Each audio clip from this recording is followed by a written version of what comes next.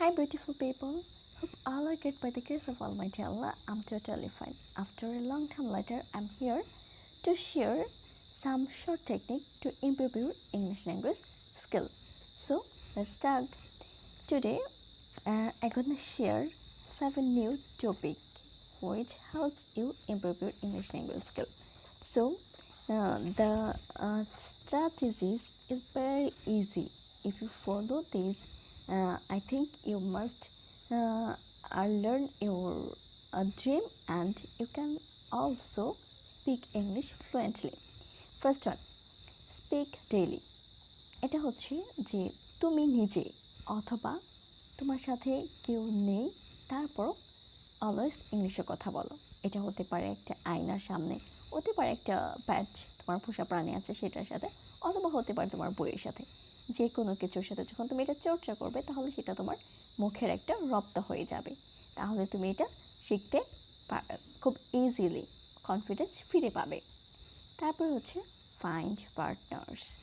আমাদের সমাজে সবচেয়ে কষ্টকর বিষয় হচ্ছে যে একজন দক্ষ পার্টনার খুঁজে পাওয়া, যে আমাদেরকে হেল্প করবে আমার ইংলিশ ফ্লুয়েন্সিটা ভালো করতে এবং কথা বলে ওর সাথে সময়টা কাটিয়ে ইংলিশটা শিখতে। কিন্তু আমি বলবো যে এটার জন্য তুমি একদম চিন্তা না করে অবশ্যই নিজের ফোনের ক্যামেরার সামনে এটা প্র্যাকটিস করতে থাকো। ইনশাল্লাহ ইটস বিন ওকে। তারপরে লিসেন অ্যাক্টিভলি। একটা বিষয় খেয়াল করো যে আমি যখন ইংরেজি শিখেছিলাম ঠিক তখন আমি প্রচুর শর্ট ভিডিও দেখতাম, যেখানে মোটিভেশনাল স্পিকাররা স্পিক দিত, এবং আমি প্রচুর পডকাস্ট দেখতাম যেটা লিঙ্কডইনে। এগুলো আমার খুব ভালো লাগতো এবং সেখান থেকে আমি অ্যাক্টিভলি যেটা ক্যাচ করতাম সেটা যে ওরা কোন শব্দটাকে কীভাবে বলছে, আমি ঠিক সেই শব্দটাকে সেভাবে বলার চেষ্টা করতাম। এরপর যখন আমি স্পিকিং ভিডিও করতাম সেটাতে আমি এই কথাগুলো রেকর্ড করে শুনতাম, তাহলে দেখতে পেতাম যে আমার কথাগুলো তাদের মতো হচ্ছে এবং আমার ইংলিশটা এইভাবে উন্নতি হয়ে গেছে। তারপর লার্ন ফ্রেজেস।